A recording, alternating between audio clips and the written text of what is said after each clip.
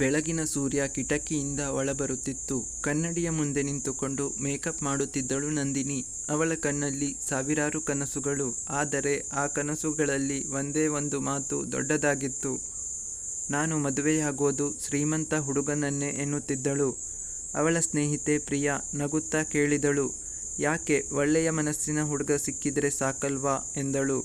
ನಂದಿನಿ ತುಂಟ ನಗೆಯಿಂದ ಹೇಳಿದಳು, ಮನಸ್ಸಿನಿಂದ EMI ಕಟ್ಟಕ್ಕಾಗಲ್ಲ ಪ್ರಿಯಾ ಎಂದಳು. ಇಬ್ಬರೂ ನಕ್ಕರು. ಆದರೆ ಅಡಿಗೆ ಮನೆಯಲ್ಲಿ ನಿಂತಿದ್ದ ತಾಯಿ ಸಾವಿತ್ರಮ್ಮ ಮಾತ್ರ ಮೌನವಾಗಿದ್ದಳು. ಅವಳಿಗೆ ಜೀವನವೇ ಒಂದು ಪಾಠ ಕಲಿಸಿತ್ತು, ಹಣಕ್ಕಿಂತ ಗುಣ ದೊಡ್ಡದು ಎಂದು. ಒಂದು ದಿನ ಸಾವಿತ್ರಮ್ಮ ಮನೆಗೆ ಒಂದು ಮದುವೆ ಪ್ರಸ್ತಾಪ ಬಂತು. ಹುಡುಗನ ಹೆಸರು ರಾಘವ. ಗ್ರಾಮದ ರೈತ. ಹೆಚ್ಚು ಓದಿಲ್ಲ, ದೊಡ್ಡ ಕಾರಿಲ್ಲ, ಐಷಾರಾಮಿ ಜೀವನ ಇಲ್ಲ. ಆದರೆ ಒಳ್ಳೆಯ ಹೆಸರು ಇತ್ತು. ಪ್ರಾಮಾಣಿಕತೆ, ಮಾನವೀಯತೆ ಇತ್ತು. ತಾಯಿ ಮಗಳನ್ನು ಕರೆದು ಹೇಳಿದಳು, ನಂದಿನಿ, ಈ ಹುಡುಗ ಒಳ್ಳೆಯವನು ಎಂದಳು. ಅದೇ ಕ್ಷಣದಲ್ಲಿ ನಂದಿನಿಯ ಮುಖ ಬದಲಾಯಿತು. ಏನಮ್ಮ, ನನ್ನನ್ನು ರೈತನಿಗೆ ಕೊಟ್ಟು ಮದುವೆ ಮಾಡ್ತೀಯಾ? ನನಗೆ ಸಿಟಿ ಹುಡುಗ ಬೇಕು ಎಂದಳು. ತಾಯಿ ಶಾಂತವಾಗಿ ಹೇಳಿದಳು, ಜೀವನ ಸಾಗಿಸೋಕೆ ಹಣ ಬೇಕು, ಆದರೆ ಜೀವನ ಉಳಿಸೋಕೆ ಒಳ್ಳೆಯ ಮನಸ್ಸು ಬೇಕು ಎಂದಳು. ಆ ಮಾತು ನಂದಿನಿಗೆ ಇಷ್ಟವಾಗಲಿಲ್ಲ. ಮನೆ ತುಂಬ ಜಗಳ. ಕೊನೆಗೆ ತಾಯಿಯ ಮಾತಿಗೆ ಮದುವೆ ಆಯಿತು. ಮದುವೆಯಾದ ನಂತರ ನಂದಿನಿ ಮೊದಲ ಬಾರಿಗೆ ಗ್ರಾಮಕ್ಕೆ ಕಾಲಿಟ್ಟಳು. ಮಣ್ಣಿನ ರಸ್ತೆ, ಹೊಲಗಳು, ಹಸುಗಳ ಕೂಗು, ಸರಳ ಮನೆ ಇವೆಲ್ಲವನ್ನೂ ನೋಡಿ ನಂದಿನಿಯ ಮನಸ್ಸಿನಲ್ಲಿ ಒಂದೇ ಮಾತು, ಇದೇನಾ ನನ್ನ ಜೀವನ ಎಂದು. ಆ ದಿನ ರಾತ್ರಿ ಅಳುತ್ತಾ ಕುಳಿತಿದ್ದಳು. ಆದರೆ ರಾಘವ ಅವಳ ಬಳಿ ಬಂದು ನಿಧಾನವಾಗಿ ಹೇಳಿದ, ನಿನಗೆ ಇಲ್ಲಿ ಎಲ್ಲವೂ ಹೊಸತು, ನಿಧಾನವಾಗಿ ಹೊಂದಿಕೊಳ್ಳುತ್ತೀಯಾ ಎಂದನು. ಅವನ ಮಾತು ಮೃದುವಾಗಿತ್ತು, ಆದರೆ ನಂದಿನಿಯ ಹೃದಯ ಕಠಿಣವಾಗಿತ್ತು. ನೀನು ರೈತ ಅಷ್ಟೇ, ನಿನ್ನ ಜೀವನವೇ ಮಣ್ಣು ಎಂದಳು. ಆ ಮಾತು ಕೇಳಿ ಕೂಡ ರಾಘವ ಮೌನವಾಗಿದ್ದ. ಕೆಲ ದಿನಗಳ ನಂತರ ಗ್ರಾಮದಲ್ಲಿ ಭಾರೀ ಮಳೆ ಬಂತು. ಅನೇಕರ ಬೆಳೆ ಹಾಳಾಯಿತು. ಜನರು ಊಟಕ್ಕೂ ಕಷ್ಟಪಟ್ಟರು. ಆ ಸಮಯದಲ್ಲಿ ರಾಘವ ಮನೆಯಲ್ಲಿದ್ದ ಅಕ್ಕಿ, ಧಾನ್ಯ ಎಲ್ಲವನ್ನೂ ಬಡವರಿಗೆ ಹಂಚಲು ಆರಂಭಿಸಿದ.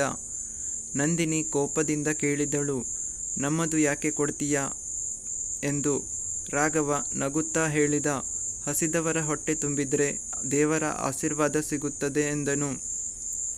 ಸ್ವಲ್ಪ ಸಮಯದ ನಂತರ ಒಬ್ಬ ವೃದ್ಧೆ ಮನೆಗೆ ಬಂದು ಅಳುತ್ತಾ ಹೇಳಿದಳು, ಮಗನೇ, ನೀನು ಇಲ್ಲದಿದ್ದರೆ ನಾವು ಉಪವಾಸವೇ ಇರುತ್ತಿದ್ದೆವು ಎಂದಳು. ಆ ಕ್ಷಣದಲ್ಲಿ ಮೊದಲ ಬಾರಿಗೆ ನಂದಿನಿ ರಾಘವನನ್ನು ಗೌರವದಿಂದ ನೋಡಿದಳು. ಒಂದು ದಿನ ನಂದಿನಿಯ ತಾಯಿ ತೀವ್ರ ಅಸ್ವಸ್ಥಳಾದಳು. ಆಸ್ಪತ್ರೆಗೆ ಕರೆದೊಯ್ಯಬೇಕಾಯಿತು. ಬಹಳ ಹಣ ಕೂಡ ಬೇಕಾಯಿತು. ನಂದಿನಿ ಭಯದಿಂದ ನಡುಗುತ್ತಿದ್ದಳು. ಆದರೆ ರಾಘವ ಯಾವ ಮಾತೂ ಆಡದೆ ತನ್ನ ಜಮೀನಿನ ಒಂದು ಭಾಗ ಮಾರಿಬಿಟ್ಟನು.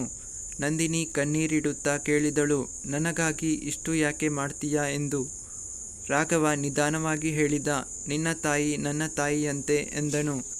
ಆ ಮಾತುಗಳನ್ನು ಕೇಳಿ ನಂದಿನಿ ಹೃದಯ ಒಡೆಯಿತು. ತಾನು ಎಷ್ಟೋ ಬಾರಿ ಅವನನ್ನು ಅವಮಾನ ಮಾಡಿದ್ದೆ ಎಂದು ನೆನಪಿಸಿಕೊಂಡಳು. ಕೆಲವು ದಿನಗಳ ನಂತರ ನಂದಿನಿ ತನ್ನ ಸ್ನೇಹಿತೆ ಪ್ರಿಯಾಳನ್ನು ಭೇಟಿಯಾದಳು. ಪ್ರಿಯಾ ದುಃಖದಿಂದ ಹೇಳಿದಳು, ನಾನು ಶ್ರೀಮಂತ ಹುಡುಗನನ್ನು ಮದುವೆಯಾದೆ, ಆದರೆ ಅವನಿಗೆ ಸಮಯ ಇಲ್ಲ, ಪ್ರೀತಿ ಇಲ್ಲ, ಗೌರವ ಇಲ್ಲ ಎಂದಳು. ಆ ಕ್ಷಣದಲ್ಲಿ ನಂದಿನಿಗೆ ಒಂದು ಸತ್ಯ ಅರ್ಥವಾಯಿತು. ದೊಡ್ಡ ಮನೆ ಇದ್ದರೆ ಸಂತೋಷ ಸಿಗೋದಿಲ್ಲ, ಒಳ್ಳೆಯ ಮನಸ್ಸು ಇದ್ದರೆ ಸಣ್ಣ ಮನೆ ಕೂಡ ಸ್ವರ್ಗವಾಗುತ್ತದೆ ಎಂದುಕೊಂಡಳು. ಮರುದಿನ ಬೆಳಿಗ್ಗೆ ನಂದಿನಿ ಮೊದಲ ಬಾರಿಗೆ ಹೊಲಕ್ಕೆ ನೀರು ತೆಗೆದುಕೊಂಡು ಹೋದಳು. ಬಿಸಿಲಿನಲ್ಲಿ ಬೆವರು ಸುರಿಸುತ್ತಾ ಕೆಲಸ ಮಾಡುತ್ತಿದ್ದ ರಾಘವ. ಅವಳು ನೀರಿನ ಗ್ಲಾಸ್ ಕೊಟ್ಟಳು. ರಾಘವ ನಗುತ್ತಾ ಕೇಳಿದ, ಇವತ್ತು ಸೂರ್ಯ ಪಶ್ಚಿಮಕ್ಕೆ ಬಂದಿದ್ದಾನೇನೋ ಎಂದನು. ನಂದಿನಿ ಕಣ್ಣೀರಿಡುತ್ತಾ ಹೇಳಿದಳು, ನನ್ನನ್ನು ಕ್ಷಮಿಸು, ನಾನು ಹಣವನ್ನೇ ಜೀವನ ಅಂದುಕೊಂಡಿದ್ದೆ ಎಂದಳು. ರಾಘವ ಮೃದುವಾಗಿ ನಗುತ್ತಿದ್ದ. ಈಗಲಾದರೂ ಅರ್ಥ ಮಾಡಿಕೊಂಡಿದ್ದೀಯಲ್ಲ, ಅದೇ ಸಾಕು ಎಂದನು.